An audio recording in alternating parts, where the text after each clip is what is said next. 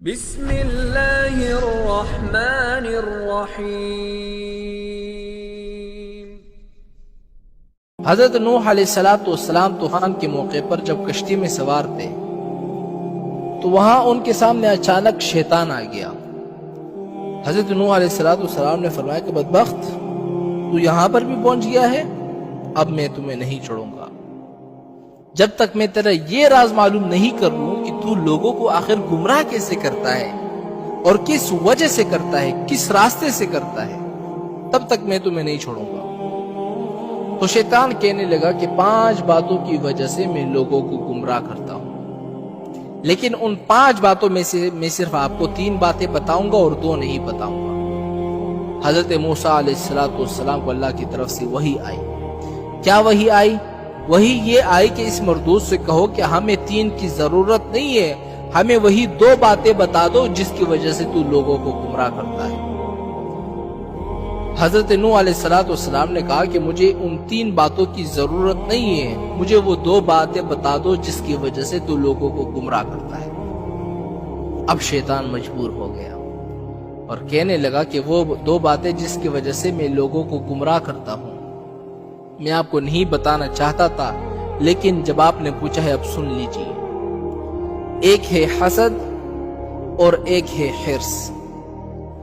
ان 2 باتوں کی وجہ سے میں لوگوں کو گمراہ کرتا ہوں۔ اور پھر شیطان کہنے لگا کہ حسد نے مجھے گرایا اور حرص نے حضرت آدم علیہ السلام کو گرایا۔ کیسے گرایا؟ اس لیے کہ جب آدم علیہ السلام کو اللہ تعالیٰ نے بنایا اور آدم علیہ السلام کو اللہ تعالیٰ نے علم عطا فرمائی، ان کی شان و شوکت کو فرشتوں کے سامنے ظاہر کر دیا، تو اللہ تعالیٰ نے فرشتوں کو حکم دیا کہ اس کو سجدہ کرو، تو پھر سارے فرشتے سجدے میں گر گئے۔ ابلیس کو تکبر نے روکا، تکبر کے بعد شیطان کے اندر حسد پیدا ہوا۔ حسد اس لیے پیدا ہوا کہ ان کی وجہ سے میں اللہ کی نگاہ میں گر گیا، اب کسی نہ کسی طرح میں آدم علیہ السلام کو بھی گراؤں گا۔ یہ ہے حسد۔ جب کسی کے پاس کوئی مال آپ دیکھو نا، جب کسی کے پاس حسن جمال دیکھو، جب کسی کے پاس عطا و نوال دیکھو، جب کسی کے اندر بڑائی دیکھو، جب کسی کے اندر علم دیکھو، جب کسی کے اندر مال اور دولت کی فراوانی دیکھو، جب کسی کے دل کے اندر یہ خواہش پیدا ہو جائے نا کہ ساری کی ساری چیزیں اس سے چھن جائے، چاہے مجھے ملے یا نہ ملے، اس کے پاس بھی نہ رہے، یہ ہے حسد۔ اور یہ حسد اللہ تعالیٰ کی نگاہ میں اتنی بری چیز ہے، بہت بری چیز ہے۔ شیطان نے سوچا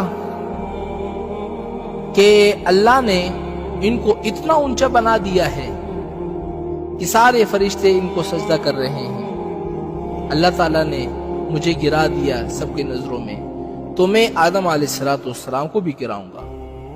اس کے بعد شیطان جو ہے حسد میں مبتلا ہو گیا اور اس فکر میں لگ گیا کہ میں آدم علیہ السلام کو ذلیل کروں گا۔ یہ ہے حسد جس کی وجہ سے شیطان گمراہ ہو گیا۔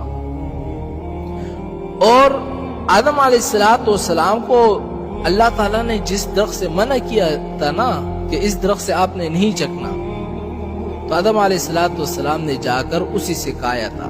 اور کیوں کھایا تھا؟ اس لیے کہ شیطان نے قسم کھا کر اس سے کہا تھا کہ میں اللہ کی قسم دیتا ہوں کہ اس درخت سے کھاؤ، بہت بڑا فائدہ ہوگا تمہیں، اور وہ فائدہ یہ ہے کہ تم کبھی بھی نہیں مرو گے، ہمیشہ زندہ رہو گے۔ تو انہوں نے کہا بہت اچھی بات ہے۔